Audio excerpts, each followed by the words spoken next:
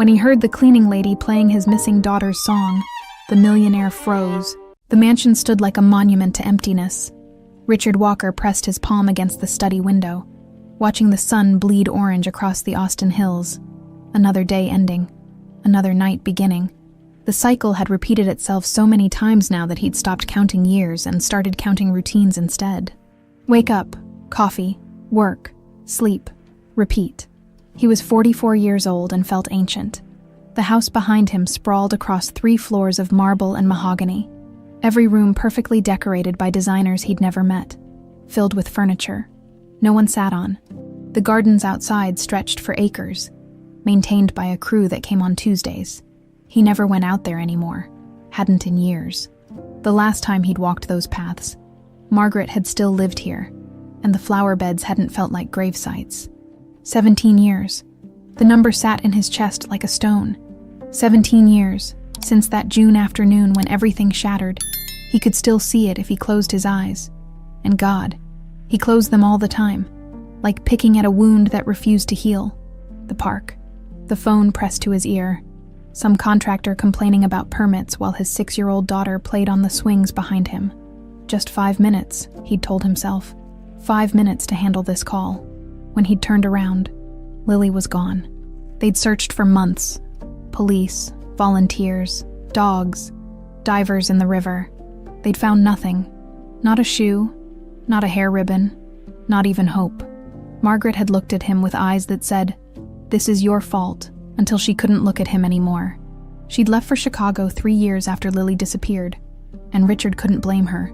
He'd have left himself too if he could have figured out how. The business had saved him, or maybe killed him. He wasn't sure which. Walker Construction had exploded in the years after Lily vanished.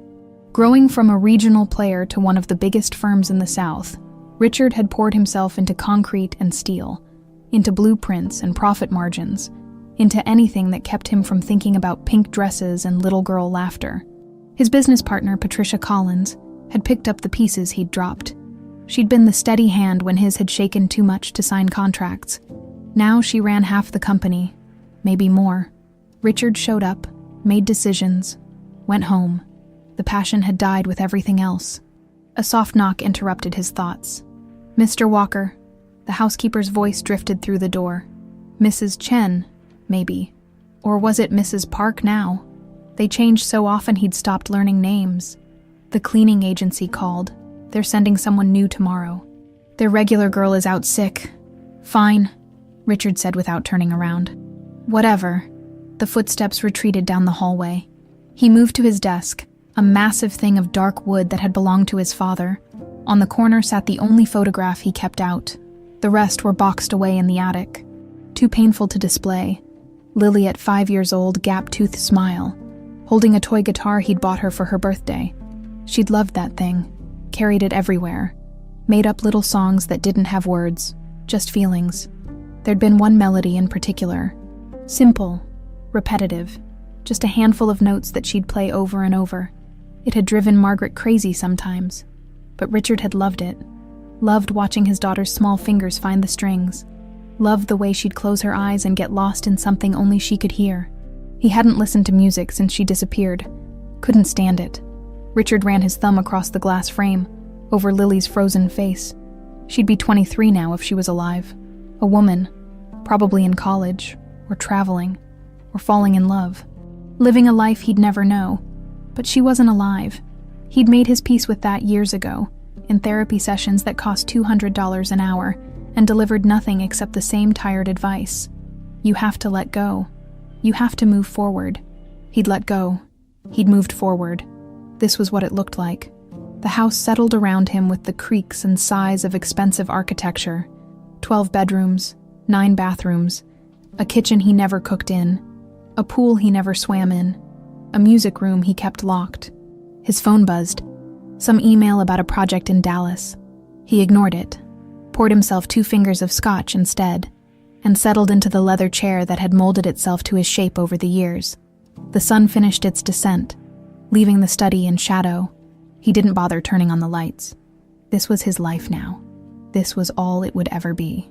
The next morning arrived gray and cold, one of those November days that felt borrowed from January. Richard went through his usual routine. Shower, suit, coffee from the machine in the kitchen that cost more than most people's cars. He was reviewing contracts at the breakfast table when he heard the front door open. Mrs. Chen, he was pretty sure it was Chen, appeared in the doorway. "The new cleaning girl is here." "Mr. Walker, should I show her around?"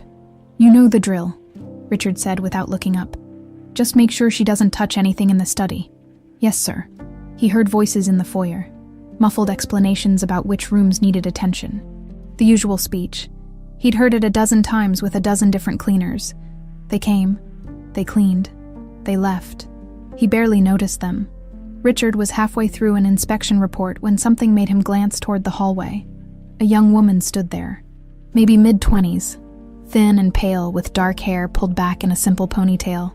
She wore jeans and a faded t-shirt, carried a bucket and cleaning supplies. Nothing remarkable about her. Nothing special, except she'd stopped walking. She stood perfectly still in the corridor, staring at the paintings on the wall. Landscapes Margaret had chosen years ago. The woman's face held an expression Richard couldn't quite read. Confusion, maybe, or recognition. Their eyes met for a second. Hers were dark, almost black, and held something that made Richard's chest tighten for reasons he couldn't name. Then she blinked, looked away, and hurried after Mrs. Chen toward the upstairs bedrooms. Richard shook his head. He was seeing things, reading into nothing. The scotch from last night still in his system. Probably. He returned to his contracts, pushed the moment from his mind, and went back to the work that kept him breathing. By noon, he'd forgotten the new cleaner entirely. He had no way of knowing that in 7 days, she'd play a melody that would resurrect the dead. 3 weeks passed, like water through a drain. Unremarkable. Inevitable. Gone before Richard could think to hold on to them. The new cleaning girl came every Tuesday and Friday. Richard learned her name eventually, though only because Mrs. Chen mentioned it in passing. Abigail Turner. She was quiet, kept to herself, did her work and left without a word. Exactly the kind of employee Richard preferred. Invisible, unobtrusive. There, he'd catch glimpses of her sometimes, moving through the hallways with her supplies, disappearing into rooms like a ghost. She had a way of making herself small. He noticed, shoulders curved inward, eyes down, as if she was trying to take up as little space as possible in the world. It reminded him of something, though he couldn't say what. November bled into early December. The construction business slowed for the holidays, which meant more time at home, more hours trapped inside his own head. Richard worked late most nights, preferring the blue glow of his laptop to the emptiness of his bedroom upstairs. It was on one of those nights, a Thursday, cold and drizzling rain against the windows, that everything changed. Richard sat in his study going over budget projections for a shopping complex in San Antonio. Numbers swam across the screen, profit margins and labor costs blurring together. His eyes ached, his neck hurt. The scotch he'd poured an hour ago sat untouched beside his elbow. He was about to call it a night when he heard it. Plim, plim, plim. The sound drifted down from somewhere above him, soft and distant. Music, guitar strings being plucked with hesitant fingers. Richard's hands froze on the keyboard. Plim, plim, plim, plim. The melody continued, simple and searching. Each note hit him like a physical blow. His lungs forgot how to work. His heart stumbled over itself, tripping into a rhythm that felt like panic and hope and terror all tangled together. He knew that song. No, that was impossible. Nobody knew that song. Lily had made it up when she was 5 years old, sitting on the floor of the music room with her toy guitar, humming to herself while Richard worked at his desk. She'd played it over and over, refining it, adding little flourishes. It had never been recorded, never been written down, never been taught to anyone. The melody had died with her. Plim, plim, plim. But there it was, those exact notes, that exact pattern, playing somewhere in his house. Richard stood so fast his chair crashed backward. He crossed the study in 3 strides, yanked open the door, and stood in the hallway listening. The music came from upstairs, from the 2nd floor, from the music room. His legs carried him toward the stairs without conscious thought. Each step felt like walking underwater. Everything slowed down and muffled except for that melody, those impossible notes threading through the silence of his house. The music room door stood halfway open, light spilling into the dark hallway. Richard's hand shook as he pushed it wider. She sat on the floor in the center of the room, cross-legged, barefoot. Abigail Turner, the cleaning girl, with an old acoustic guitar cradled in her lap. Her eyes were closed, her head tilted slightly to one side, completely lost in what she was playing, and what she was playing was Lily's song. Note for note, pause for pause, even the little hesitation before the fourth measure. The way Lily used to hold that beat just a fraction too long because it felt right to her. Richard couldn't breathe, couldn't move, couldn't do anything except stand there while his carefully constructed world cracked open. Abigail's fingers moved across the strings with casual certainty, like they'd made this journey 1,000 times before. She hummed softly along with the melody, a sound so familiar it made Richard's chest ache. Then her eyes opened. She saw him standing in the doorway and jerked back with a small gasp, the guitar nearly slipping from her hands. "Oh God, Mr. Walker, I'm so sorry." She scrambled to her feet, face flushing red. "I shouldn't have. I was just finishing the upstairs and I saw the guitar and I'm sorry." Richard stepped into the room. His voice came out rough, scraped raw. "Where did you learn that song?" "What?" Abigail hugged the guitar against her chest like a shield. I didn't really learn it anywhere. It's been in my head forever since I was a kid." She looked down at the instrument in her hands. "I know I shouldn't have touched your things. It won't happen again. Play it again. Mr. Walker, I really should. Play it again." The words came out harder than he intended. He saw Abigail flinch, and he forced himself to soften. "Please, I need to hear it again." She stared at him for a long moment, clearly confused and a little frightened. Then slowly, she sat back down on the floor. Her fingers found the strings. The melody filled the room again, and this time Richard listened with every cell in his body. He catalogued each note, each pause, searching for any difference from what he remembered. There was none. It was perfect. It was exact. When she finished, silence dropped over them like a blanket. "What's your full name?" Richard asked. His voice sounded distant, like it belonged to someone else. "Abigail Turner." She set the guitar down carefully, watching him with those dark eyes. "Why? How old are you?" 23. A pause. "Mr. Walker, are you okay? You look... Where are you from?" Abigail stood up slowly, clearly unsettled. "I grew up in Kansas, a town called Hutchinson. There was an orphanage there, run by nuns. That's where I..." She stopped, bit her lip. "Look, if this is some kind of background check thing, I can bring my references. Mrs. Chen already saw them when I got hired." "An orphanage," Richard repeated. The room tilted slightly. "How long were you there?" "Since I was 7. Maybe. I don't really know." She wrapped her arms around herself. "The sisters found me on a road outside town. I couldn't tell them where I'd come from. Couldn't remember anything before that day." The words hit Richard like bullets. 7 years old. No memories. Found alone. Lily had disappeared at 6. That was 17 years ago, which would make her 23 now. No. This was insane. This was grief playing tricks. This was exhaustion and scotch and too many years of hoping for miracles that never came. "That song," Richard said carefully. "You said it's been in your head since you were a kid. You don't remember anyone teaching it to you?" "No," Abigail shook her head. "It's just there, like breathing. My fingers know it even when I'm not thinking about it." She picked up her cleaning supplies from where she'd left them by the door. "I really should go. It's late, and I've already overstepped." "Wait." Richard moved between her and the door without thinking. "I'm sorry. I didn't mean to interrogate you. It's just that song. My daughter used to play it." Something flickered across Abigail's face. "Your daughter. Lily, she was 6 years old. She disappeared 17 years ago." The words came easier now, worn smooth by repetition. "We never found her. That melody was hers. She invented it. Nobody else has ever played it." Abigail went very still. I'm so sorry, Mr. Walker." They stood there in the music room, surrounded by instruments Richard never touched, and memories he couldn't escape. The silence stretched between them, heavy with questions neither knew how to ask. Finally, Abigail moved toward the door. "I should really go." This time Richard didn't stop her. He listened to her footsteps recede down the hallway, down the stairs, toward the front door. He heard it open and close with a soft click. Then he was alone again, in a room that smelled like dust and forgotten things, staring at the guitar his daughter used to play. His hands were shaking. His whole body was shaking. Richard walked to the window and looked out at the dark grounds of his estate.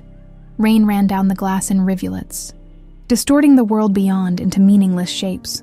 Somewhere out there, Abigail Turner was driving home, a 23-year-old woman with no memories and a melody that shouldn't exist. Richard pressed his forehead against the cold glass and did something he hadn't done in years. He let himself hope. Richard didn't sleep that night. He sat in his study until dawn, watching the security camera footage on his laptop. The system recorded everything, every hallway, every room except the bedrooms and bathrooms. He scrolled back through the past 3 weeks, watching grainy clips of Abigail moving through his house. There, she paused in front of the piano in the sitting room, ran her fingers across the keys without pressing them. There, she stood for almost a full minute staring at a framed photograph of the gardens, head tilted like she was trying to remember something just out of reach. There, she touched the banister on the main staircase, the way someone might touch an old friend. Small things, meaningless things, or maybe not, by the time the sun came up. Richard had made a decision. He waited until 8 o'clock, then made a call to a number he'd found in his contacts list. Someone Patricia had used years ago for background checks on potential investors. The phone rang 3 times before a gravelly voice answered. "Santos Investigations. My name is Richard Walker. I need someone found, discreetly." There was a pause. "What kind of someone?" "That's what I'm hiring you to tell me."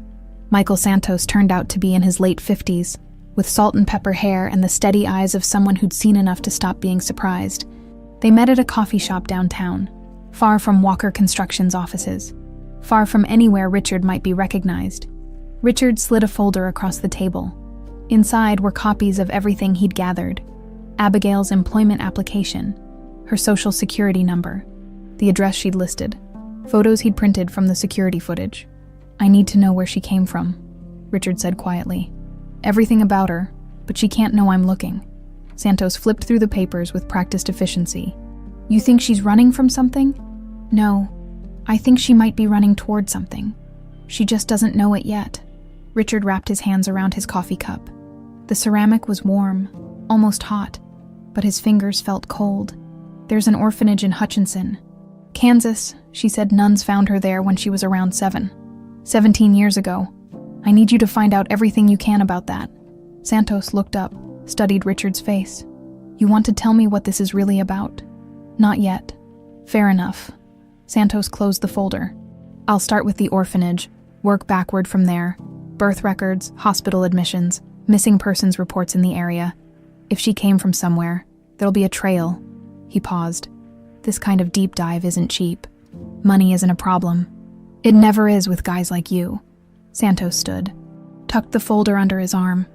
"I'll call you in a few days. And Mr. Walker, whatever you're hoping to find, manage your expectations. Most times, the truth isn't as interesting as we want it to be." Richard watched him leave, then sat alone in the coffee shop for another hour. Staring at nothing, Abigail came back on Friday, right on schedule. Richard positioned himself where he could watch without being obvious. In his study with the door cracked open, pretending to read contracts while really tracking her movements through the house. Mrs. Chen had given her the upstairs bedrooms today. Richard listened to the vacuum running above him, the soft sounds of someone working. He'd prepared something. A test, maybe, or a trap. He wasn't sure which. On the bookshelf in the master bedroom, he'd placed Lily's toy guitar, the cheap plastic one with the broken string that she'd refused to let him replace, because she said it had character. He'd also left out a photo album, open to a page of Lily's 5th birthday party. The pictures showed her with cake on her face, her eyes bright with joy. Richard waited. An hour later, Abigail came downstairs. She found him in the study and knocked softly on the doorframe. "Mr. Walker, I'm finished upstairs." "Thank you." Richard looked up from his papers. "Abigail, can I ask you something?" She tensed slightly but nodded. Sure. The other night, with the guitar, you said you don't remember anything before you were 7. No memories at all. None that make sense. She shifted her weight, uncomfortable. Sometimes I get flashes, little pieces, a park, maybe, swing sets, a man's voice, but nothing clear, nothing I can hold on to. She paused. The sisters at the orphanage said it's normal. Trauma can do that to kids, block things out. What about the music, that melody? It's the only thing that feels real from back then. Abigail's expression softened. Like muscle memory or something. My fingers know it even if my brain doesn't. Richard studied her face. The angle of her jaw, the shape of her eyes, the way she bit her lower lip when she was thinking. He'd spent 17 years memorizing Lily's features, burning them into his mind so he'd never forget. Could he see his daughter in this young woman? Or was he just desperate enough to see what he wanted to see? Did you notice the guitar upstairs? He asked. The toy one on the shelf. Something flickered in her expression. Yeah, I saw it. And, I don't know. She frowned, like she was trying to solve a puzzle. It seemed familiar, which is weird because I've never seen it before. A nervous laugh. I know that doesn't make sense. What about the photos, in the album? The little girl's birthday? Abigail's frown deepened. She looks happy, really happy. You must miss her a lot. Every day. Richard stood up, moved to the window, outside. The December sky hung low and gray. What if I told you I think that little girl grew up to be you? The silence behind him stretched so long that Richard finally turned around. Abigail stared at him with something like fear in her eyes. Mr. Walker, I think maybe you should talk to someone. A grief counselor or... I hired an investigator, Richard said. He's looking into your background, the orphanage, your medical records, everything. I'm not trying to scare you. I just need to know. Know what? Her voice had gone quiet. If my daughter is still alive. Abigail backed toward the door. I'm just a cleaning lady. I'm nobody special. You can't. You shouldn't. This isn't healthy. Probably not. Richard managed a sad smile. But that doesn't make it less true. The timing fits. The age fits. The song. His voice cracked. Nobody else knows that song, Abigail. Nobody. It's a coincidence. Is it? She didn't answer, just grabbed her things and left, faster than usual, like the house had suddenly become dangerous. That afternoon, Richard went to a place he rarely visited, Walker Construction's downtown offices. The building rose 40 stories of steel and glass, a monument to success he'd built while his personal life crumbled. Patricia Collins looked up when he entered her office on the top floor. She was impeccably dressed as always, blonde hair perfectly styled, sharp eyes that missed nothing. Richard, this is a surprise. She gestured to a chair. You usually just call. We need to talk. Patricia's expression shifted slightly, something wary crossing her features. About... Have you noticed anything different about me lately? Different how? Richard sat down, studied his business partner of 15 years. Patricia had been there through everything. The disappearance, the divorce, the years of grief. She'd kept the company running when he could barely function. He owed her everything. So why did he suddenly feel like he couldn't trust her? I might be losing my mind, Richard said carefully. I wanted you to hear it from me first. What are you talking about? The new cleaning woman at my house. There's something about her. Something that reminds me of Lily. He watched Patricia's face for a reaction. I've hired an investigator to look into her background. Patricia went very still. Richard, that's... She stopped, chose her words carefully. That's not healthy. You know that, right? You can't just see your daughter in every young woman who crosses your path. This is different. They're always different. Patricia's voice softened into something that sounded like sympathy. Look, I understand. God knows I understand. But Lily is gone. She's been gone for 17 years. You need to accept that and move on. What if I can't? Then you need help. Professional help. She pulled out her phone. I know a therapist, really good with complicated grief. Let me give you his number. Richard stood up. I'm not crazy, Patricia. I never said you were, but her eyes said otherwise. Just promise me you'll be careful. Don't do anything rash. Don't get your hopes up based on coincidences. Of course not. But walking back to his car, Richard couldn't shake a strange feeling that Patricia had been too quick to shut him down, too eager to push the therapist instead of entertaining even the possibility, like she knew something he didn't. That night, Abigail lay awake in her small apartment across town, staring at the ceiling, the park. She kept seeing a park and a man talking on a phone, his back turned, and the smell of grass and fear. The memories, if that's what they were, came in fragments, each one sharp enough to hurt. She pressed her hands against her eyes until she saw stars. Trying to push the images away, her phone buzzed on the nightstand. A text from an unknown number. "Please don't quit. I'm sorry if I scared you. I just need to understand." Richard Walker Abigail stared at the message for a long time. Then she typed back, "I'm not her. I can't be her. You're looking for someone who doesn't exist." The response came immediately. "Maybe. Or maybe she's been right in front of me all along." Michael Santos drove to Kansas on a Tuesday morning when the sky looked like old concrete. The trip from Austin to Hutchinson took 11 hours with stops, and Santos used the time to think. He'd worked hundreds of cases over the years. Cheating spouses, insurance fraud, corporate espionage. But this one felt different. Richard Walker wasn't looking for proof of wrongdoing. He was looking for proof of hope, which was infinitely more dangerous. Santos had seen it before. Parents who never stopped searching, who saw their missing children in every stranger's face. Usually it led nowhere except deeper into grief. But something about Walker's story nagged at him. The song, the timing, the gaps in the girl's memory. Maybe this time would be different.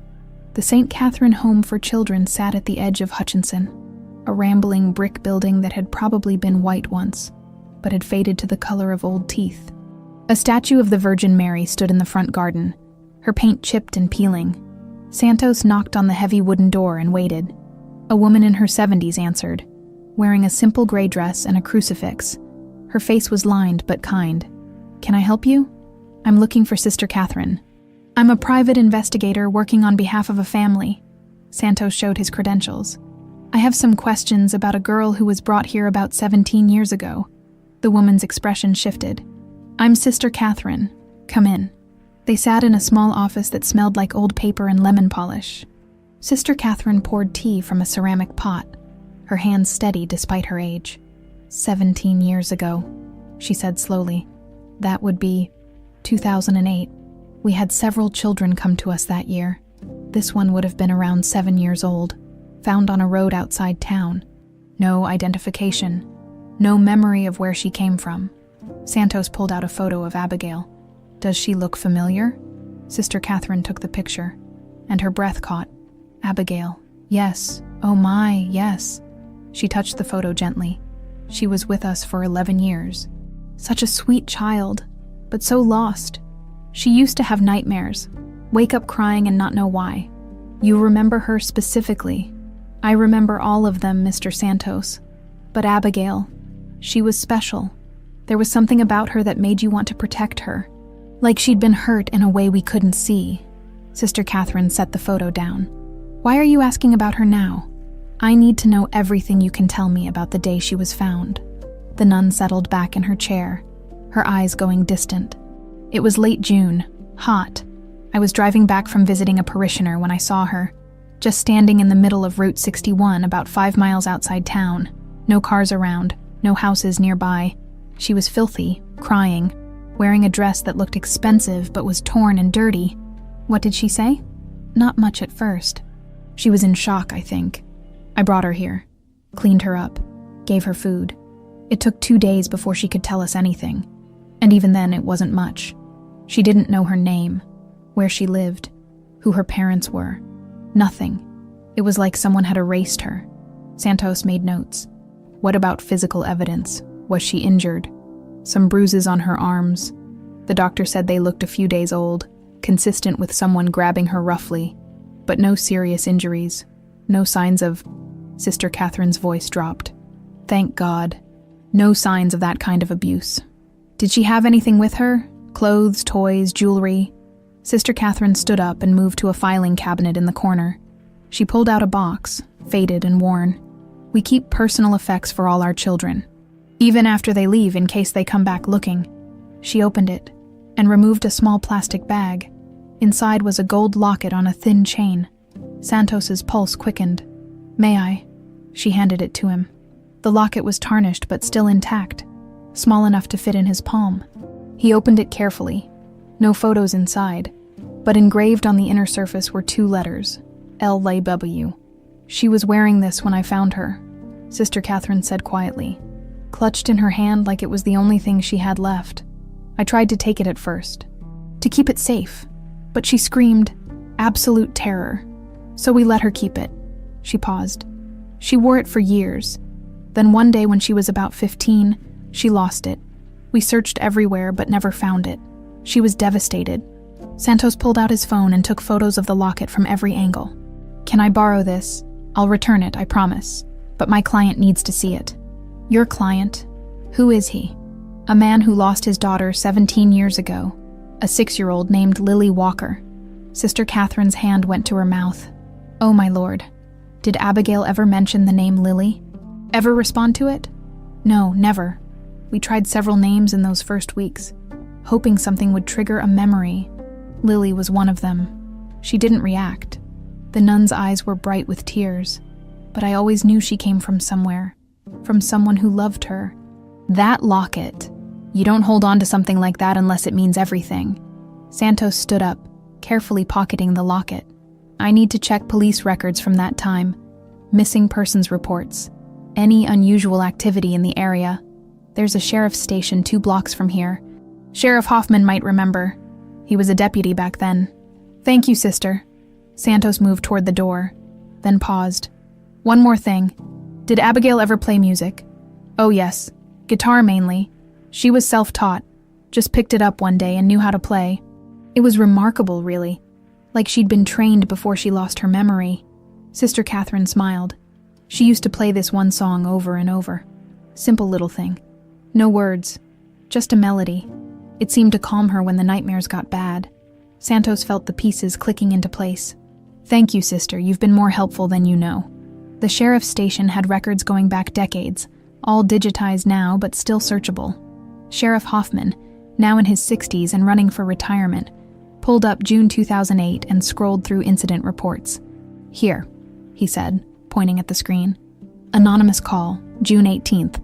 Witness reported seeing a man in a dark sedan drop off a child on Route 61 and drive away. We investigated but couldn't find the vehicle or the man. The girl was already gone by the time we got there. Sister Catherine had picked her up." "Did you file a missing person search?" "Of course. Checked every database, every report of missing children in a 5-state radius. Got nothing that matched. No Lily Walker in our system." Hoffman frowned. "Where was she reported missing?" "Austin, Texas." "Texas. That's 800 miles from here." Databases were separate back then, not interconnected like they are now. If Austin PD didn't specifically search Kansas records, we wouldn't have known to look. Santos felt the case opening up like a flower. "Can you give me a copy of that incident report?" "Sure thing." Back in his motel room that night, Santos spread everything out on the bed. Photos of the locket, the incident report, Sister Catherine's testimony, medical records from Abigail's intake exam. He called Richard Walker. "I found something," Santos said. "Actually, I found a lot of things." "Tell me." Richard's voice was tight with tension. Santos went through it all. The locket with LW engraved inside, the timeline that matched perfectly, the dark sedan, the anonymous witness. "There's more," he said. "I pulled financial records, cross-referenced with known associates of yours from that time. I found something interesting about Patricia Collins." "Patricia, what about her?" "About a week before Lily disappeared, she made a wire transfer, $25,000 to a man named Derek Thompson. He's got a record, assault, kidnapping, served time in the 90s. I'm still tracing the connection, but it's there." The silence on the other end lasted so long, Santos thought the call had dropped. "Richard, keep digging," Richard said finally. His voice had changed, gone cold and hard. "Find Thompson. Find out what she paid him for. Already on it. But Richard, if this goes where I think it's going, you need to prepare yourself. This isn't just about finding your daughter. It's about finding out who took her. I know. After Santos hung up, he sat on the edge of the motel bed and looked at the photo of Abigail Turner, Lily Walker, whoever she was. The story was there in her face if you knew how to read it. The trauma buried in her eyes, the way she held herself like someone expecting the world to hurt her. She'd been taken from her father, dumped on a road 800 miles away, left to grow up thinking she had no one, and someone had paid good money to make it happen. Back in Austin, Richard sat in his study with the lights off, Santos's words echoing in his head. Patricia, his business partner, his friend, the woman who'd held him together when everything fell apart, she'd made a payment to a man with a kidnapping record 1 week before Lily vanished. It couldn't be true. It couldn't. But the numbers didn't lie. And neither did the timeline. Richard's hands curled into fists.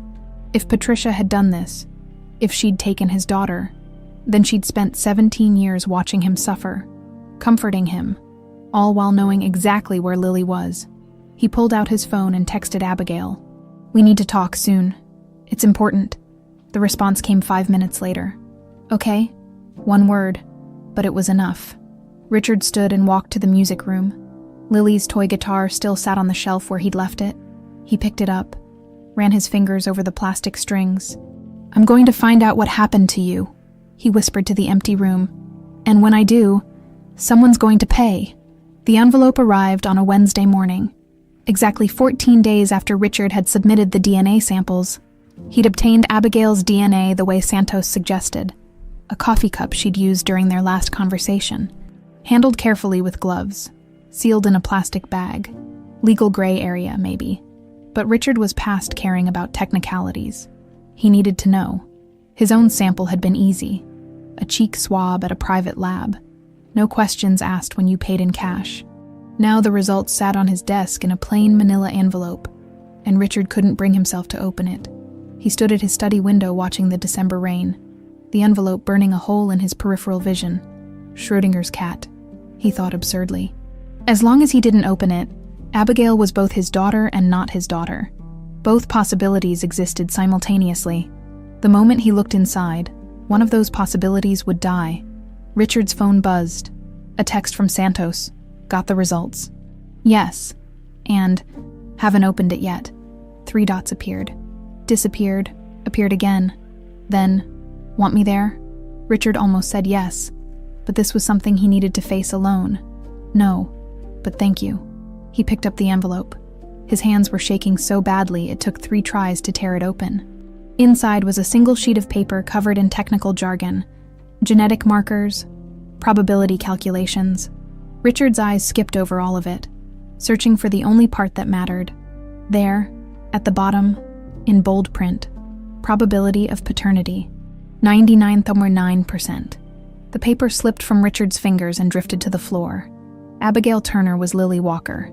His daughter was alive. Richard didn't remember sitting down, but suddenly he was on the floor of his study, back against the desk, breathing in gasps that sounded like sobs. 17 years of grief crashed over him in waves. All the missed birthdays, the graduations, the moments he'd never get back. All that time, she'd been alive, growing up without him, thinking she had no one.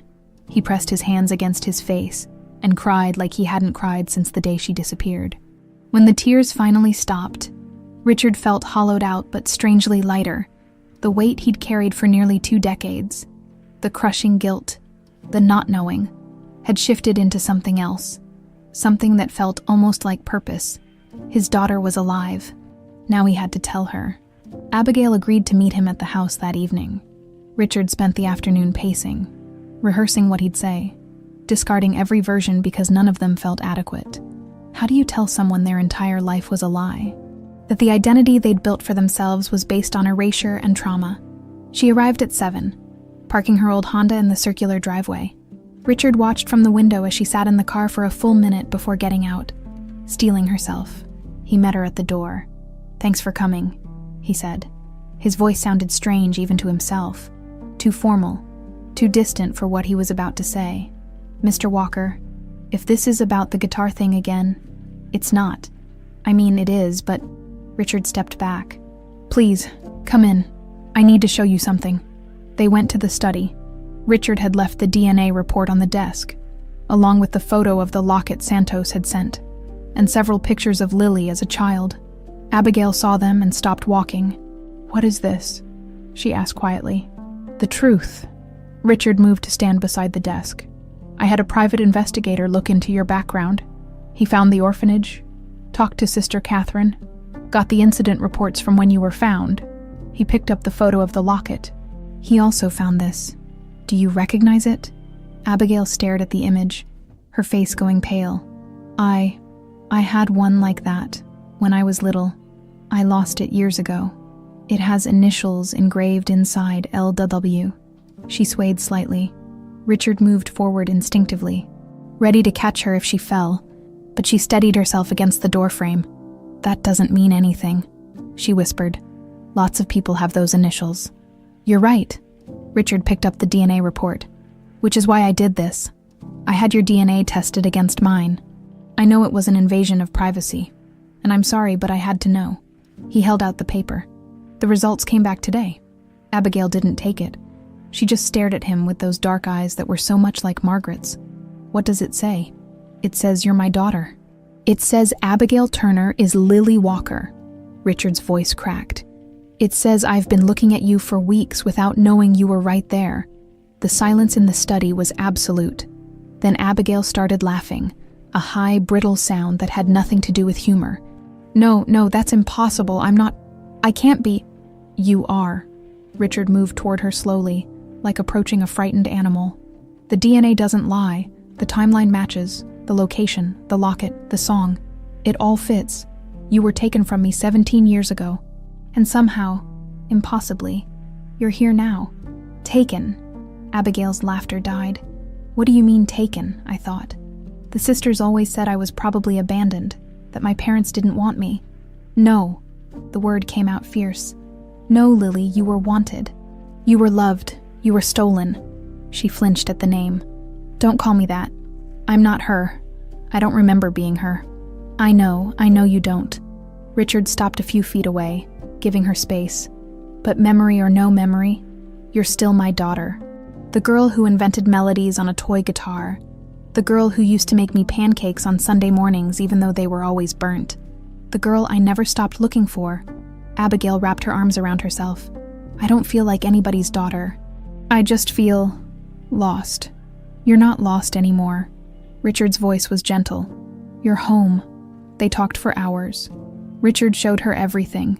Photo albums from her childhood, videos on his phone of her 5th birthday party, the toy guitar she used to play. With each piece of evidence, Abigail's resistance crumbled a little more. She didn't remember any of it, but she couldn't deny the facts staring her in the face. "What happened to me?" she asked finally. They were sitting in the living room now, surrounded by 17 years of memories. "How did I end up in Kansas?" "I don't know yet, but I'm going to find out." Richard hesitated. "There's more. My investigator found something. Troubling financial records that suggest someone I know might have been involved." "Who?" "My business partner, Patricia Collins." Richard's jaw tightened. "She made a payment to a man with a kidnapping record about a week before you disappeared. We're still investigating, but she had me kidnapped." Abigail's voice rose. "Why would anyone?" "I don't know. Power, maybe control of the company when you disappeared. I fell apart. Patricia stepped in, took over operations. If you'd stayed, eventually you would have inherited everything. She'd have been pushed out." Richard ran his hands through his hair. "But this is just a theory. We don't have proof yet." Abigail stood up abruptly and walked to the window. Outside, the rain had stopped, leaving the ground slick and gleaming under the security lights. "I can't process this, any of this. Yesterday I was just some nobody who cleaned houses. Today I'm supposed to be some rich guy's kidnapped daughter." She laughed again. That same brittle sound. "This doesn't feel real." "I know, believe me, I know." Richard joined her at the window.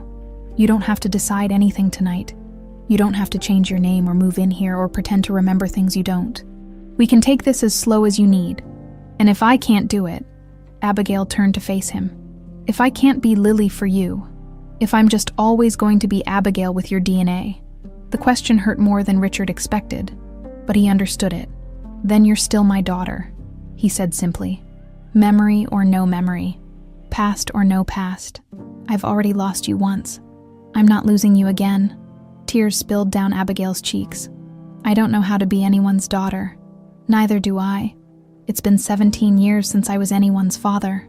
Richard offered a sad smile. Maybe we figure it out together. She didn't say yes, but she didn't say no either. She just stood there crying while Richard fought every instinct not to pull her into a hug she might not want. Finally, Abigail wiped her eyes. I need time to think, I don't know, scream into a pillow or something. Of course, take all the time you need. She moved toward the door, then stopped. Mr. Walker. Richard. Please. Richard. The name sounded strange in her mouth. If Patricia really did this, what are you going to do? Richard's expression hardened. I'm going to make sure she pays for every day she stole from us. After Abigail left, Richard called Margaret. They hadn't spoken in almost a year. The divorce had been finalized a decade ago, but they'd maintained the kind of cold politeness people use when they share a dead child and nothing else. Now Richard's hands shook as he dialed her number. She answered on the third ring. Richard, what's wrong? Margaret, His voice broke. I found her. I found Lily. The silence on the other end was so complete he thought the call had dropped. Then Margaret's voice, barely a whisper. What? She's alive. She's been alive this whole time. I have DNA proof, Margaret. Our daughter is alive. He heard her sob. A single, wrenching sound. And then, I'm getting on a plane. Don't do anything until I get there, promise me. I promise, or I'll be there tomorrow. The line went dead. Richard sat in the darkness of his study, surrounded by photographs of the daughter he'd lost and found again. Somewhere across town, Abigail was probably having a breakdown in her tiny apartment. Tomorrow, Margaret would arrive and everything would get more complicated. But tonight, for the first time in 17 years, Richard Walker fell asleep without ghosts. Michael Santos found Derek Thompson in a trailer park outside of San Antonio, living under the name Derek Mason. It took 3 days of surveillance and $200 slipped to the right people, but Santos eventually cornered him at a dive bar on Thursday night. Thompson was 52 now, graying and overweight, with the haunted look of someone who'd spent years trying to outrun his past. Santos slid into the booth across from him. Derek Thompson, or should I call you Mason? Thompson's face went white. I don't know what you're talking about. Sure you do. Santos laid a photo on the table. A 6-year-old girl with bright eyes and a gap-toothed smile. Lily Walker, Austin, Texas, June 18, 2008. Ring any bells? Thompson stared at the photo, and something crumbled in his expression. Jesus Christ. Yeah, him too. Santos leaned forward. I'm a private investigator working for the girl's father. He spent 17 years looking for her. Recently, he found her. Grown up. No memory. Living under a different name. And when I started digging into how she ended up 800 miles from home, your name came up. I didn't hurt her. The words tumbled out fast. Desperate. I swear to God, I didn't lay a hand on that kid. I moved her, that's all. Moved her where someone paid you $25,000 deposited into your account by Patricia Collins 1 week before the kidnapping. Thompson's hands shook as he picked up his beer. You got proof of that. Bank records, wire transfers, your previous record for kidnapping. Santos pulled out his phone. I've also got the district attorney on speed dial. 1 call, and you're looking at federal kidnapping charges. No statute of limitations on that. You know what that means? 25 to life? Wait, hold on. Thompson held up his hands. What if I cooperate? What if I tell you everything? Depends on what everything is. Thompson looked around the bar, then leaned in close. I need immunity. Full immunity. I talk. I walk.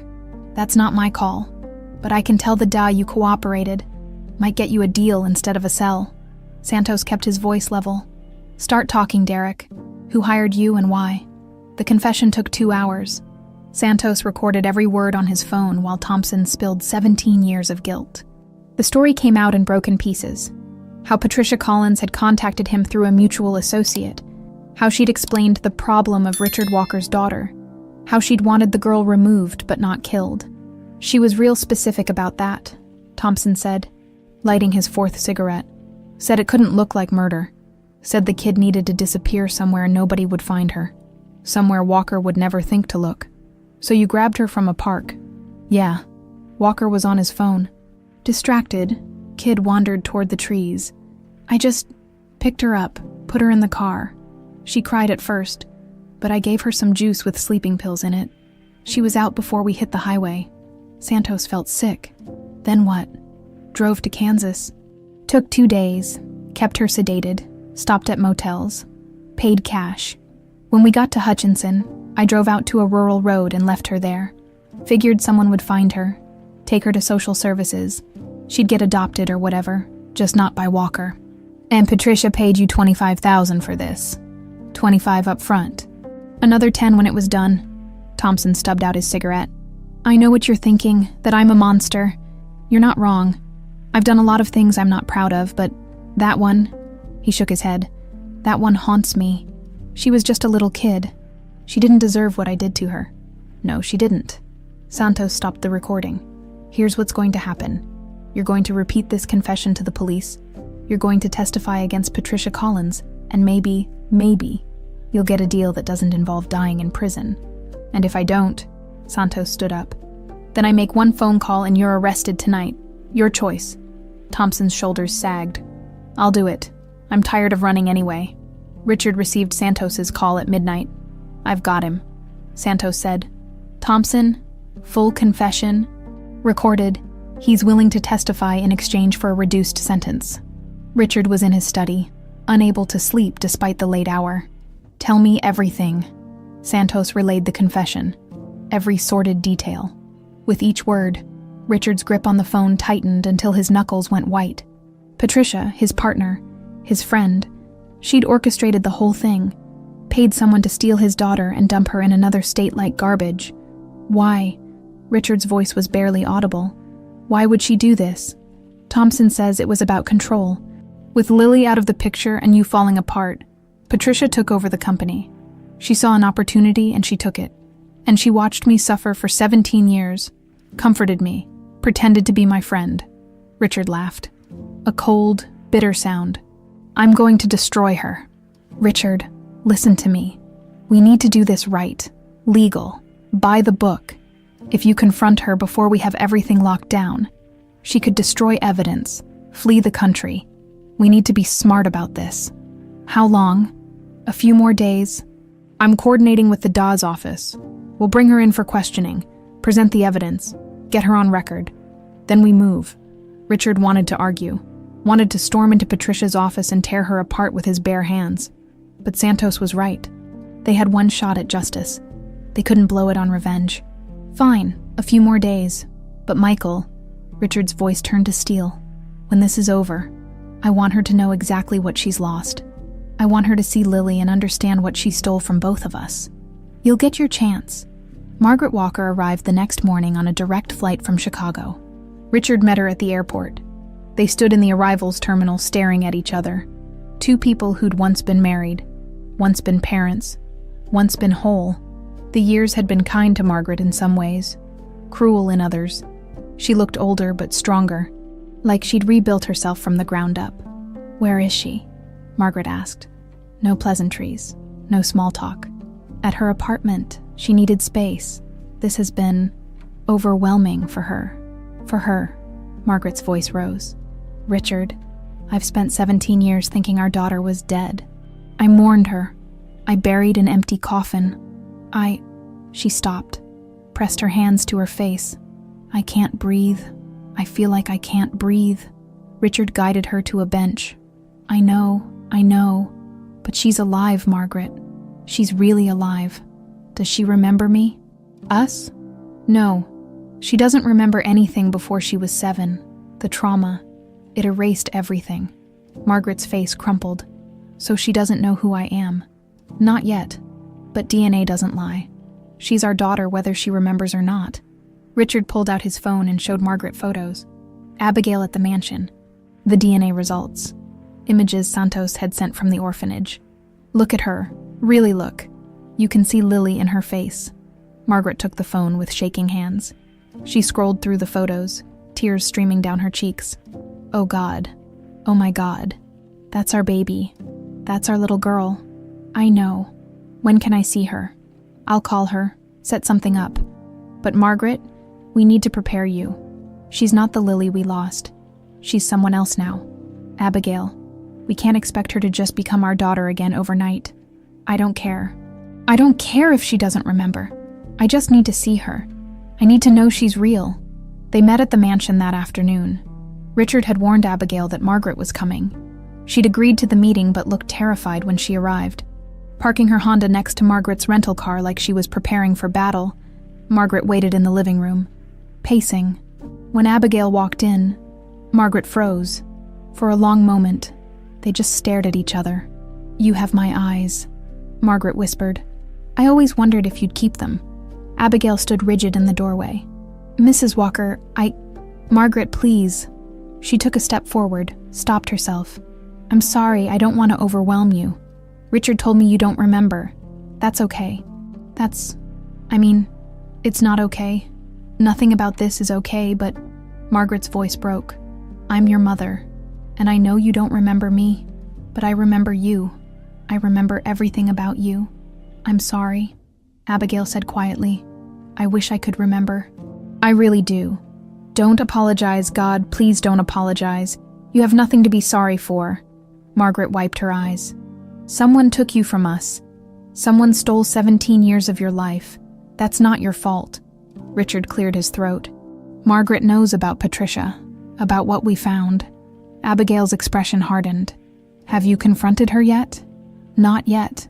We're building the case first, making sure it's airtight. Richard moved to stand between them. But soon, very soon, she's going to answer for what she did. Margaret's face transformed into something fierce. I want to be there when she's arrested. I want her to see me, to know that she failed. You will be, Richard promised. We all will be. That evening, the three of them sat together in the mansion's dining room. The first time Richard and Margaret had shared a meal in over a decade. And the first time Abigail had sat at a table with her parents in 17 years. Even if she didn't remember them, the conversation was awkward, stilted.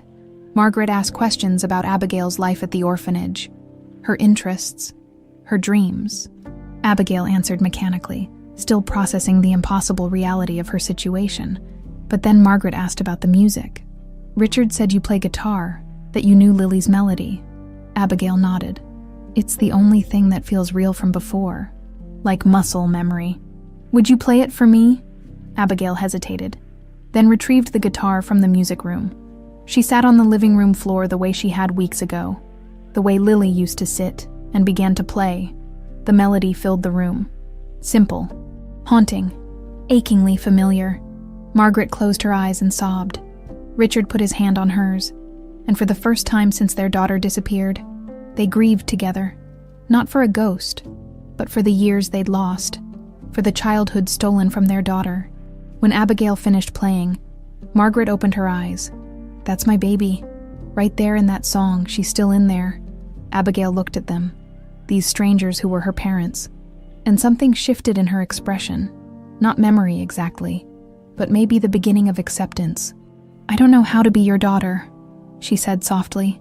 Then we'll learn together, Richard replied. The invitation went out on Monday morning. Richard had it hand-delivered to every member of Walker Construction's board of directors, along with key executives and legal counsel. The message was simple. Mandatory dinner meeting at the Walker Mansion, Saturday evening, 7 o'clock. Sharp, black tie, non-negotiable. Patricia called him within an hour. Richard, what's this about? We have board meetings at the office. Why the house? Consider it a celebration, Richard said smoothly. Year-end profits are up. I thought we deserved something more personal than a conference room. That's unusually social of you. Patricia's voice carried a note of suspicion. Are you sure everything's okay? Everything's perfect. I'll see you Saturday. He hung up before she could ask more questions.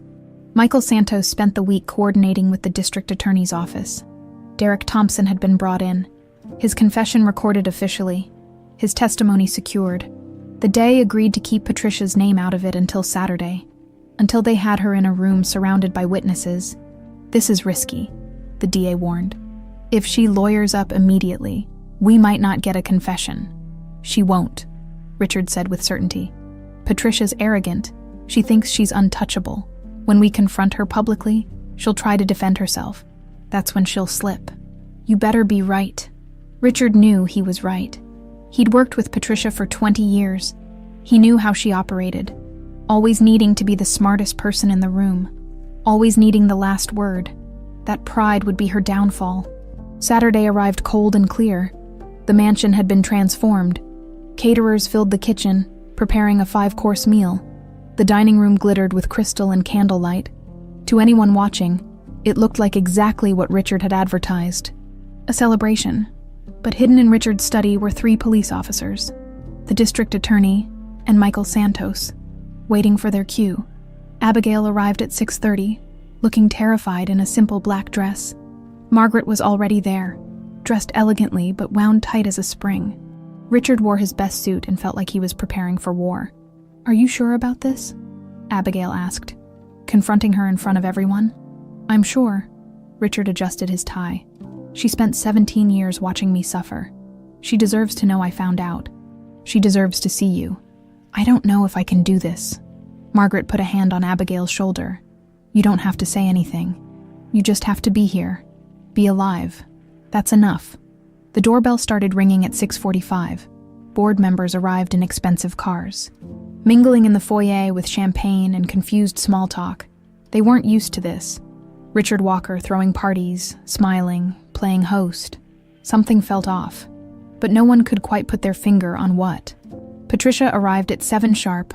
She swept in wearing a navy cocktail dress and diamonds. Every inch the successful executive.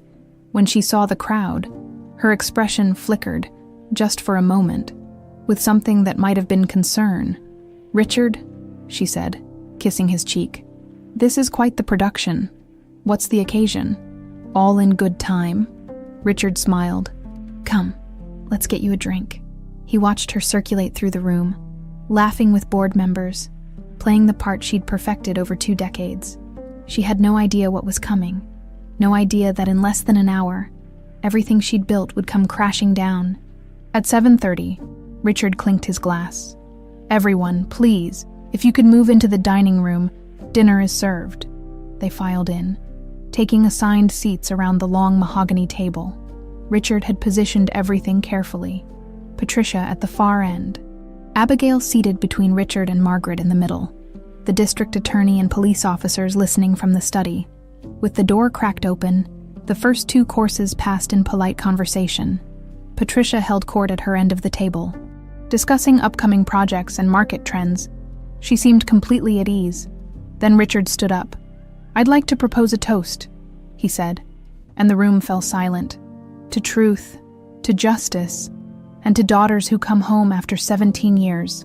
Patricia's smile faltered. "Richard, what?" "I found her, Patricia." Richard's voice cut through the room like a knife. "I found Lily." The reaction was instantaneous. Gasps around the table, board members exchanging confused glances. Patricia went very still, her champagne glass frozen halfway to her lips. "Found who?" Patricia asked carefully. "My daughter. The one who disappeared 17 years ago. The one you told me was dead. The one you said I needed to move on from." Richard gestured to Abigail. "She's been alive this whole time, growing up in an orphanage in Kansas, wondering why no one came for her." All eyes turned to Abigail. She sat rigid in her chair, Margaret's hand gripping hers under the table. Patricia's face had gone pale, but she recovered quickly. "Richard, I don't understand. What are you implying?" "I'm not implying anything. I'm stating facts." Richard pulled out a folder and began laying papers on the table. "This is a DNA test confirming that Abigail Turner is Lily Walker. This is testimony from the nun who found her on a road in Kansas. This is an incident report from the sheriff's department about a man in a dark sedan dropping off a child." He slid another paper forward. "And this is a bank record showing a wire transfer from your personal account to Derek Thompson, $25,000, paid 1 week before my daughter disappeared." The room erupted, board members leaning forward, talking over each other. Patricia stood up so fast her chair tipped backward. "That's ridiculous. This is some kind of mistake, Richard." You're not well. You need help. Derek Thompson confessed 3 days ago. Richard's voice was ice. He told us everything. How you hired him to take Lily. How you wanted her removed so you could control the company. How you drugged her and dumped her 800 miles away like she was trash. That's a lie. Patricia's composure cracked. Her face flushed red. I would never. Richard, I was your friend. I helped you when you fell apart. I saved this company. You destroyed my life. Richard moved closer. You took my daughter. You tore apart my marriage. You watched me suffer every single day for 17 years, all while knowing exactly what happened to her. You're insane. This is grief talking. You're seeing what you want to see. Then explain the money. Explain the timeline. Explain why Derek Thompson, a man you've never publicly associated with, received $25,000 from you days before Lily vanished. Patricia looked around the table wildly. Searching for support, she found none. Everyone was staring at her with horror and disgust. She started, stopped. The company was failing. You were useless. Someone had to make hard decisions. The room went silent. Patricia realized what she'd said a second too late. Her hand flew to her mouth. Hard decisions. Richard's voice dropped to barely a whisper. Is that what you call kidnapping a 6-year-old child? A hard decision? She wasn't hurt. The words exploded out of Patricia. I made sure Thompson wouldn't hurt her. I gave her a chance at a new life. She was going to inherit everything, Richard. Everything we built. I couldn't let that happen. I couldn't let some child destroy what I'd... She stopped. The room was so quiet, Richard could hear his own heartbeat. What you'd built.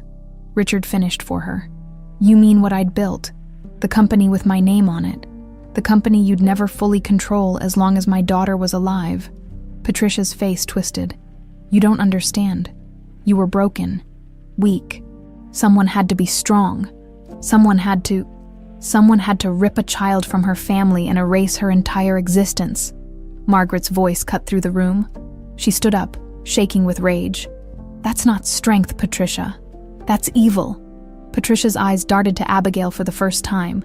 Really looked at her, and whatever she saw there, the grown woman who used to be that 6-year-old girl, made something crumble in Patricia's expression. You're alive, she whispered. You're actually alive. No thanks to you, Abigail said quietly. The study door opened. The district attorney stepped out, followed by 3 police officers. Patricia Collins, the DA said formally. You're under arrest for conspiracy to commit kidnapping, child endangerment, and kidnapping in the 1st degree. Patricia backed away as the officers moved toward her. No, you can't. I have rights. I want my lawyer. You'll get your phone call. An officer produced handcuffs. Turn around, please. Richard, Patricia's voice turned pleading. Richard, please, don't do this. Think about the company. Think about everything we've built together. I'm thinking about my daughter, Richard said coldly. The one you stole. The 17 years you took from us. That's all I'm thinking about. They cuffed her, led her toward the door. She was crying now, makeup running, all her elegance stripped away. At the threshold, she turned back. She doesn't even remember you. Look at her. She's not your daughter anymore. She's just some stranger with your DNA. I didn't destroy your family, Richard. I just accelerated the inevitable. The words hit their mark. Richard felt the blow, but before he could respond, Abigail stood up. You're wrong, she said. Her voice was steady, clear. I might not remember being Lily. I might not remember them, but I know what family means now. It means the people who don't give up on you. The people who search for 17 years. That's more real than any memory. She looked at Patricia with something like pity. You'll never understand that, because you've never loved anything except power. Patricia stared at her, something breaking in her eyes. Then the officers pulled her through the door and she was gone. The mansion emptied quickly after that. Board members fled. Shocked and disturbed, legal counsel promised to be in touch. Within an hour, the house was silent again. Richard, Margaret, and Abigail sat in the living room, exhausted. Is it over? Abigail asked. The arrest is over, Richard said. The trial will take months. But yes, the hard part is done. Margaret reached over and took Abigail's hand. You were incredibly brave tonight. I was terrified. Bravery isn't not being scared, it's being scared and doing it anyway. Margaret squeezed her hand. Your father and I are so proud of you. Abigail looked at them, really looked at them, and something in her expression softened. Thank you, both of you, for not giving up. Richard felt tears prick his eyes. Never, not ever. The week after Patricia's arrest felt like waking up from a 17-year nightmare. Richard found himself moving through the mansion in a daze, half convinced he'd imagined it all. But then he'd see Abigail's car in the driveway. She'd started visiting daily, and the reality would settle over him like a warm blanket. His daughter was alive. His daughter was home, sort of. The truth was more complicated than that. Abigail still lived in her apartment across town, still went to her cleaning jobs, still introduced herself as Abigail Turner. She came to the mansion because she felt obligated, because the DNA said she should, because Richard and Margaret looked at her with such desperate hope that she couldn't bear to disappoint them. But she didn't feel like Lily Walker. She wasn't sure she ever would. It was Thursday afternoon when things finally came to a head. Abigail had been helping Margaret sort through old photographs in the living room, pictures of Lily's first 5 years that Abigail studied like a textbook, trying to memorize a life she couldn't remember. Richard watched from the doorway, coffee growing cold in his hand. That's your 3rd birthday, Margaret was saying, pointing at a photo of a tiny girl covered in frosting. You insisted on chocolate cake even though you were allergic to chocolate. We had to take you to the ER when you broke out in hives. Abigail stared at the photo. I don't remember that. I know, sweetheart, but I don't remember any of it. Abigail's voice rose.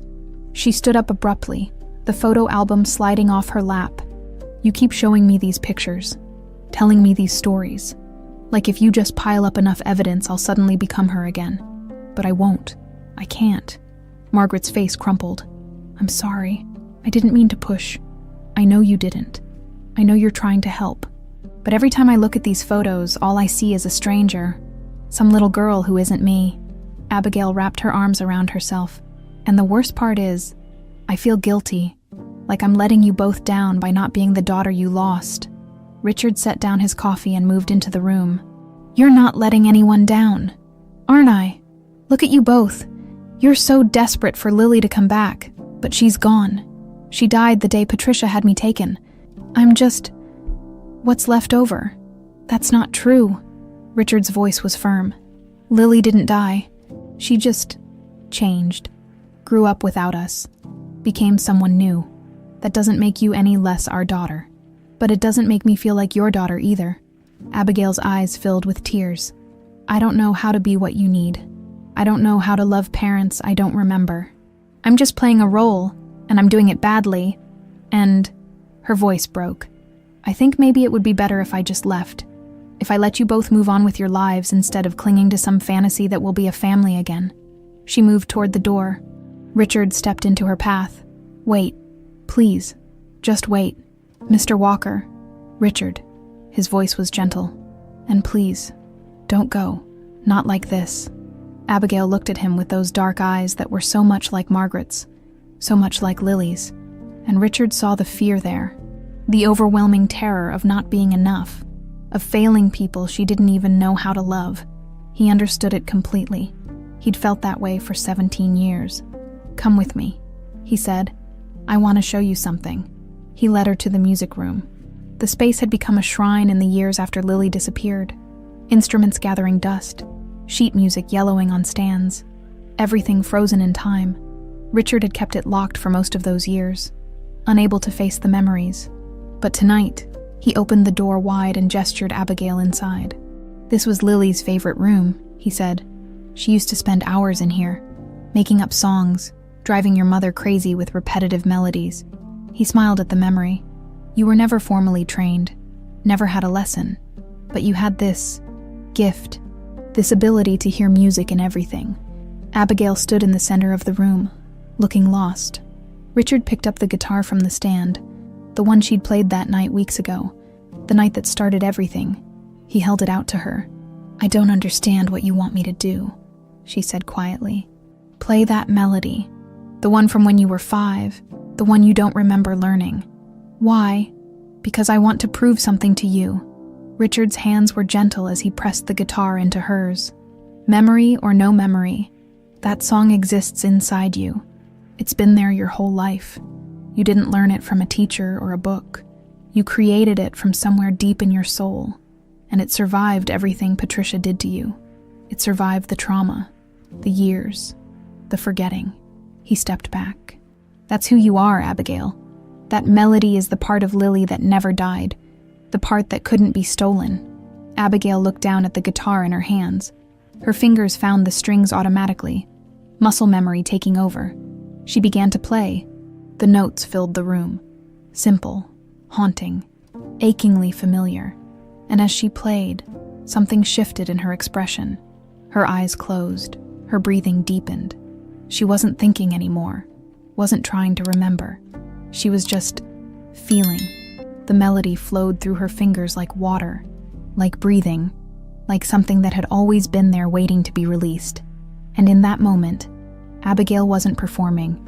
She was remembering, not with her mind, but with something deeper, something that lived in her bones and blood. When she finished, she opened her eyes. Richard was crying. Margaret had appeared in the doorway, tears streaming down her face, and Abigail felt something crack open inside her chest. Not memory exactly, but recognition, a sense of belonging that had nothing to do with photos or stories or DNA tests. "That's you," Richard said softly. "That's Lily, right there in that music. She's still alive, not in your memories but in your soul. And that's enough. That's more than enough." Abigail's hands shook on the guitar. "I don't know how to be both people.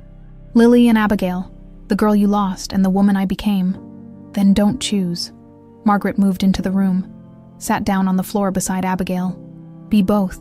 Keep the name Abigail if you want.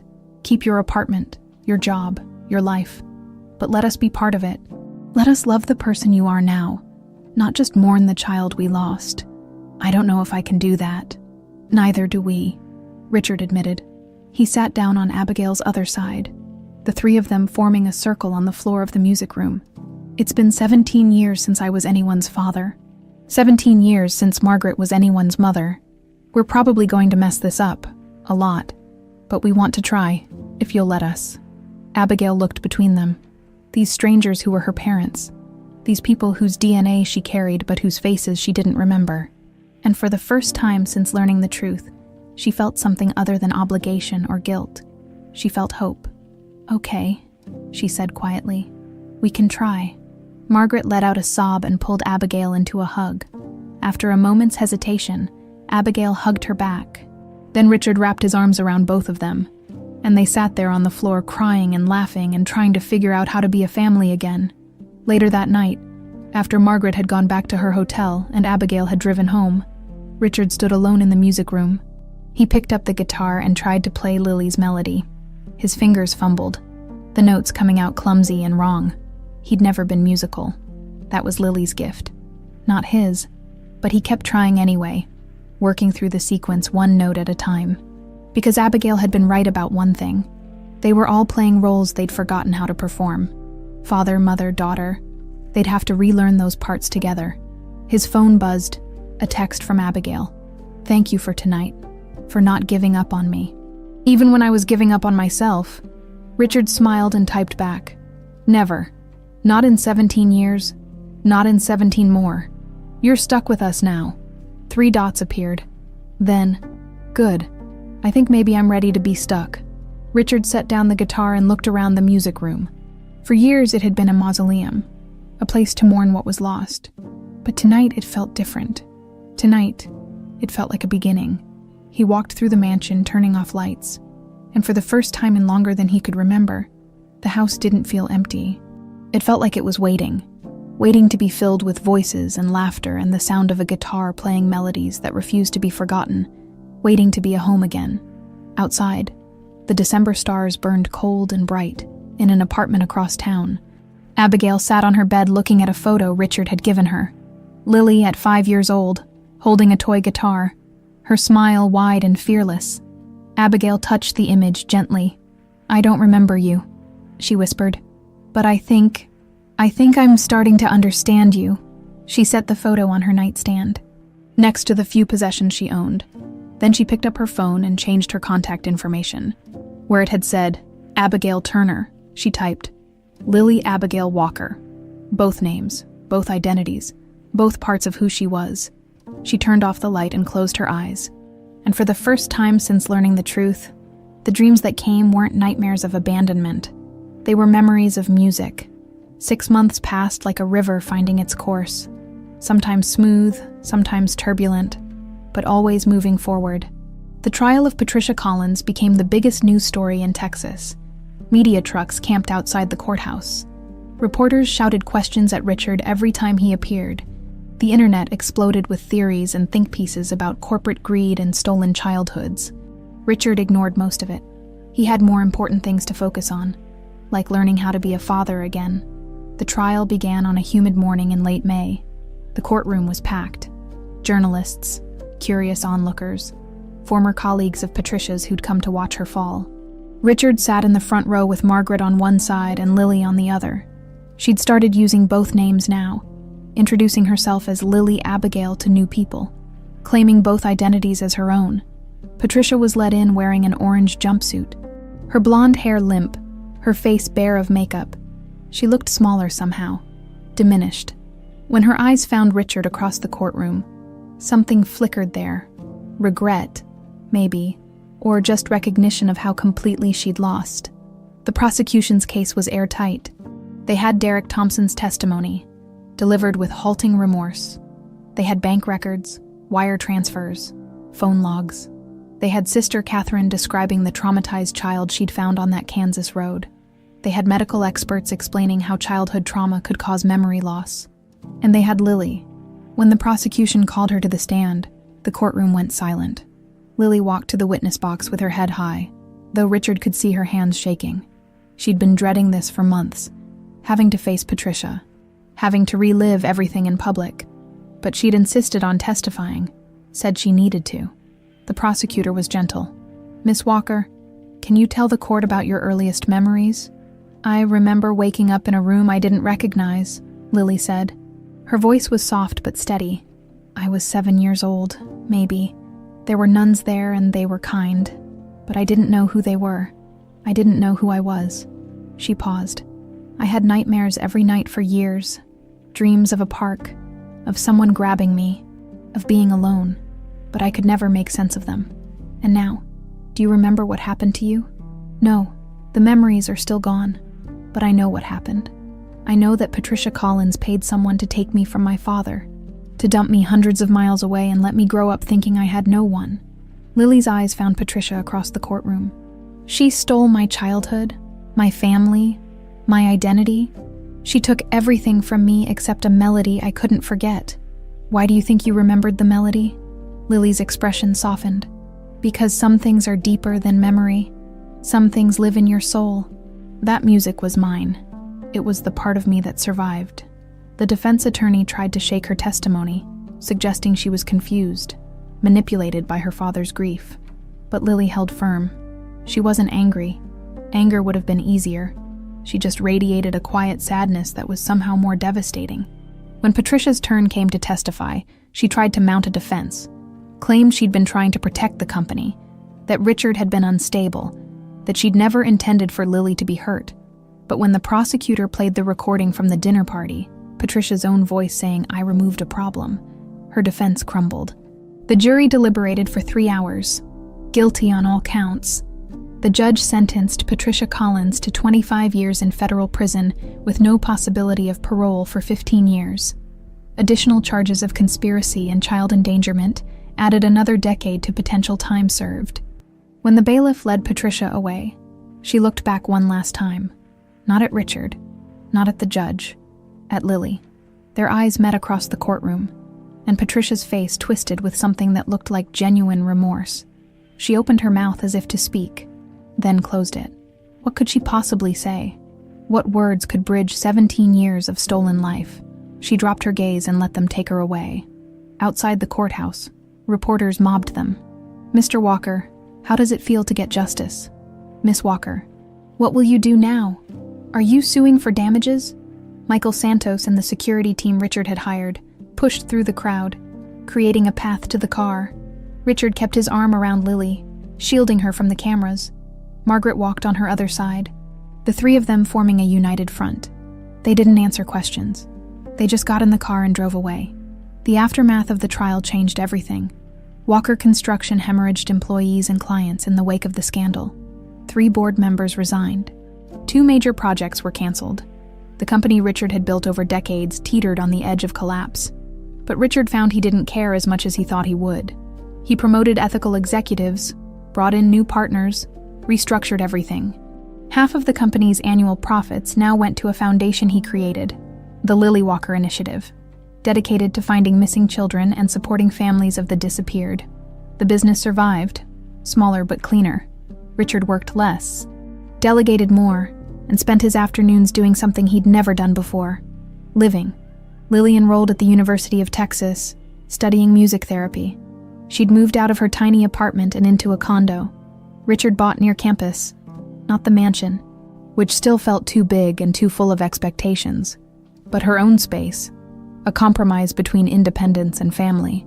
She came to the mansion for dinner every Sunday. Sometimes Margaret flew in from Chicago to join them. They were learning how to be a family in small increments.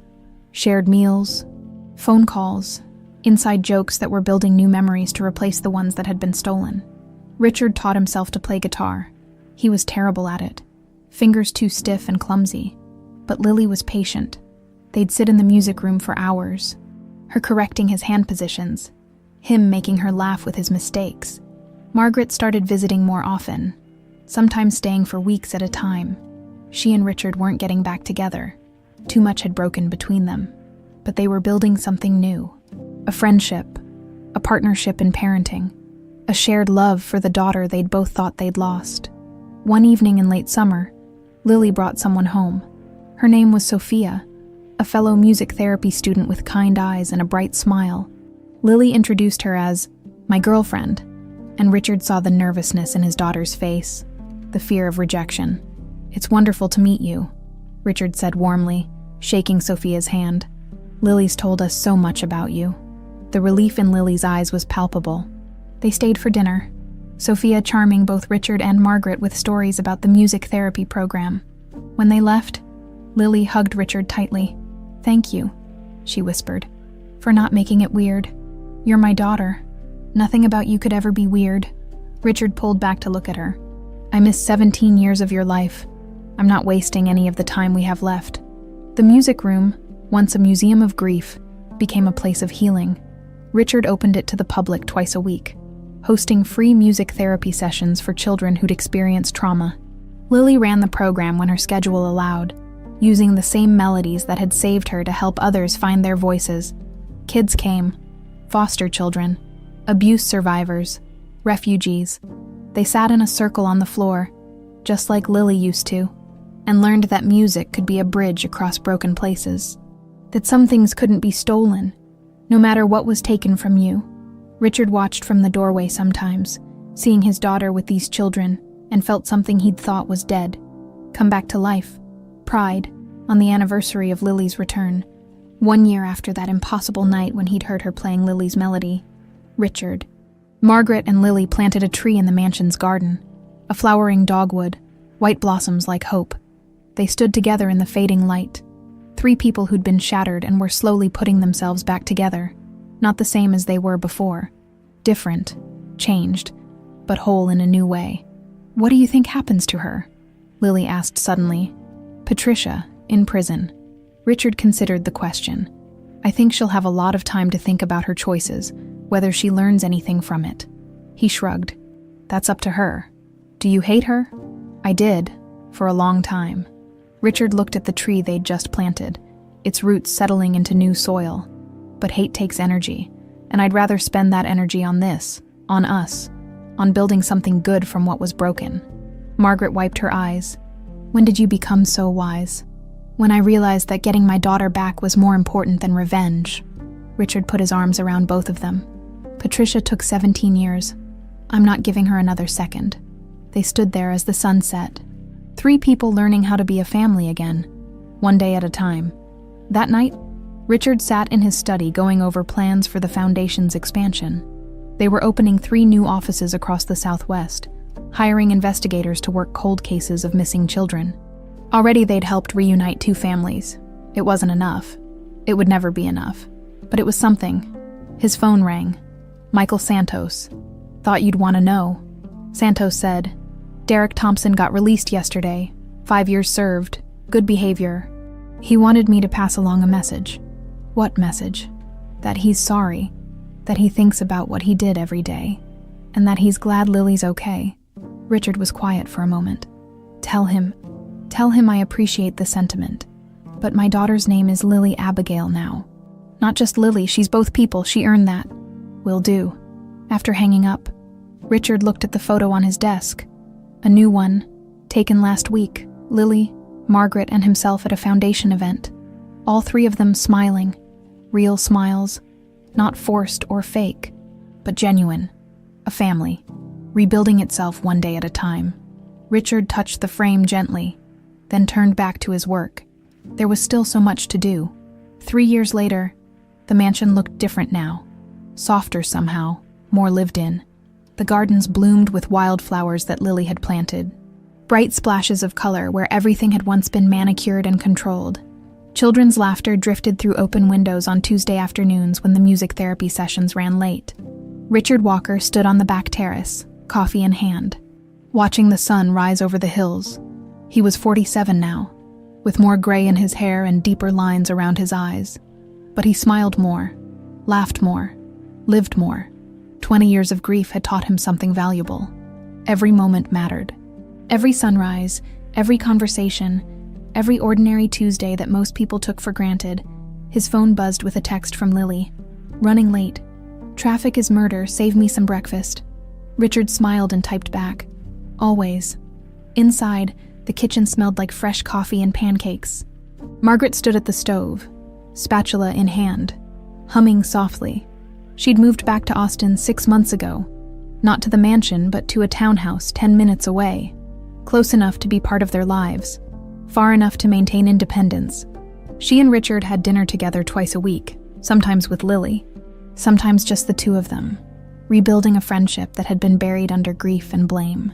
She texted, Richard said, pouring himself more coffee. "She'll be here in 20. "Good. These are almost ready." Margaret flipped a pancake expertly.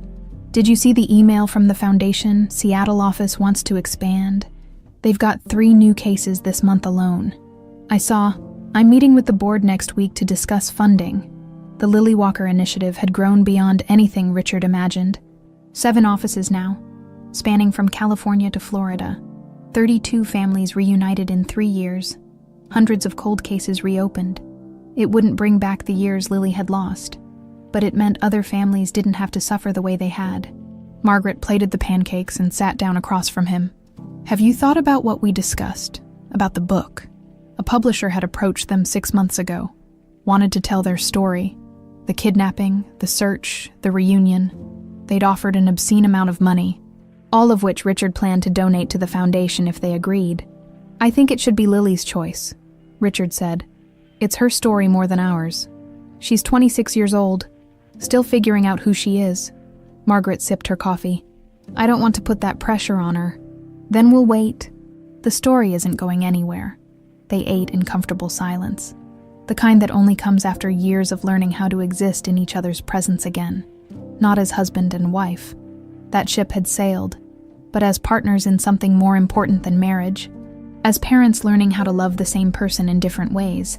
Lily arrived 30 minutes later, bursting through the door with Sophia in tow. Sorry, there was an accident on I-35. She kissed Richard's cheek, then Margaret's. "Is there food left, or did Dad eat everything?" "There's always food left," Richard said dryly. "I'm not that much of a monster," Sophia laughed. She'd become a regular fixture in their lives over the past 2 years. Kind, funny, and completely in love with Lily.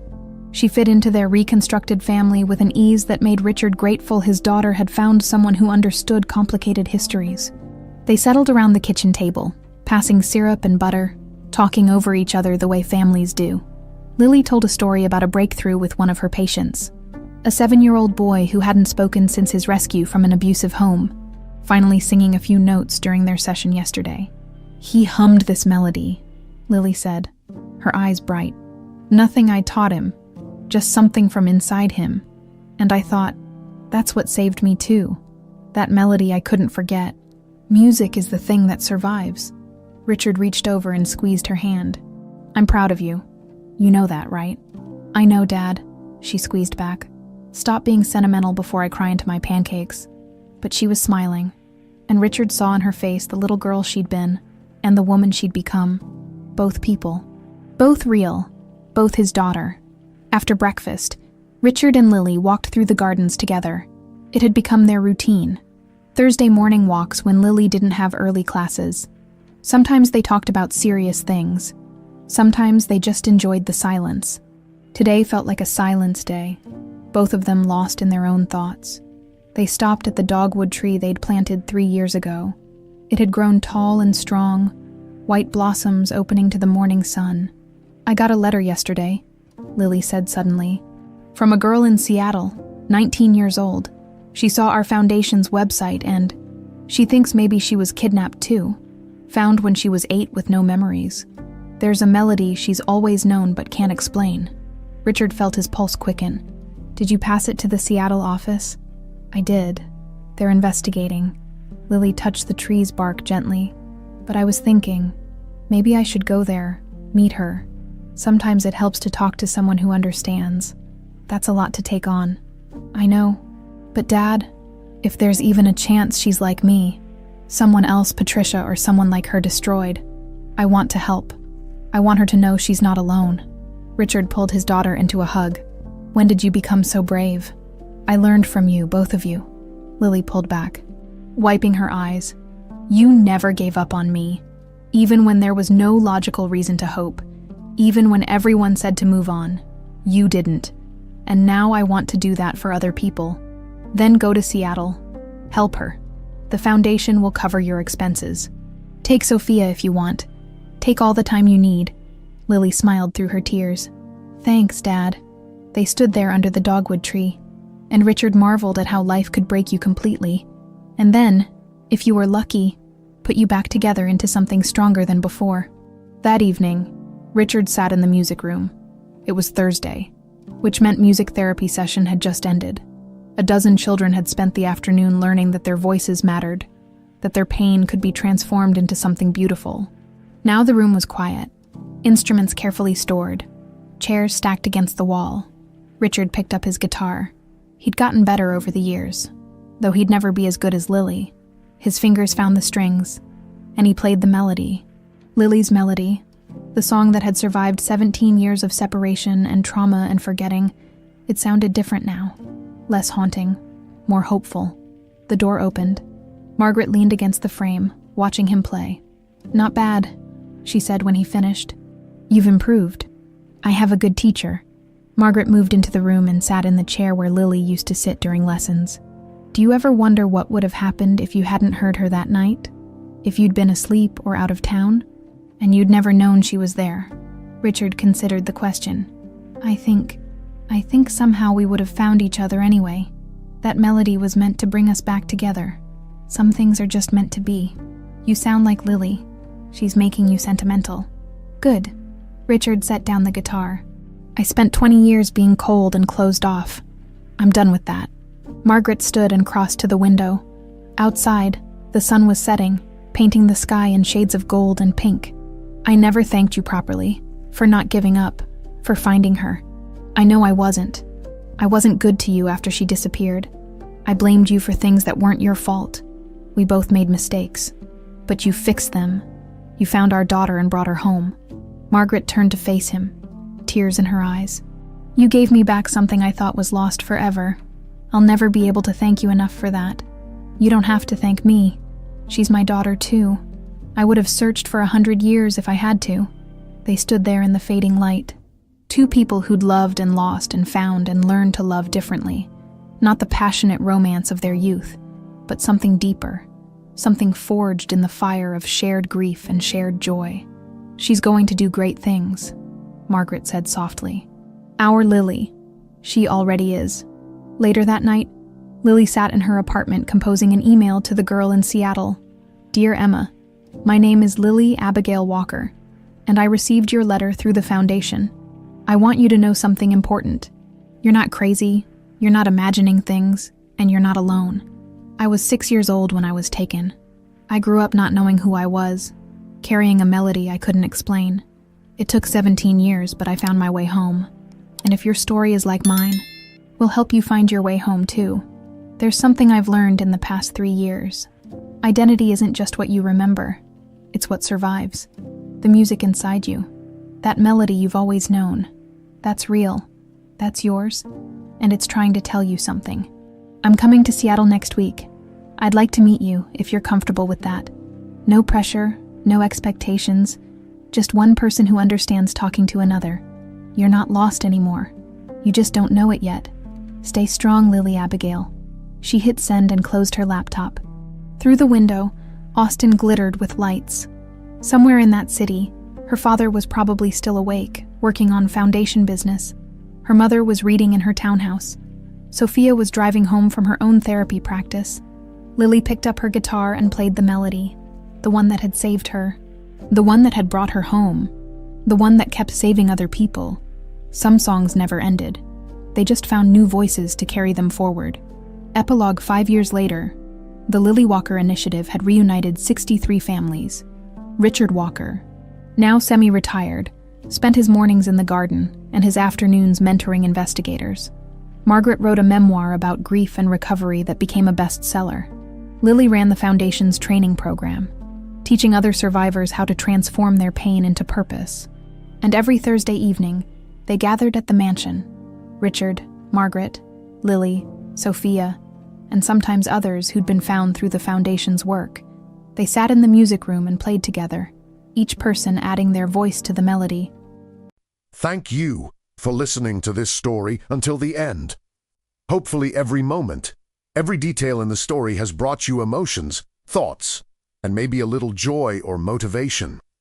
Thank you for spending time with us, and hope that the next stories will continue to accompany you and touch your heart.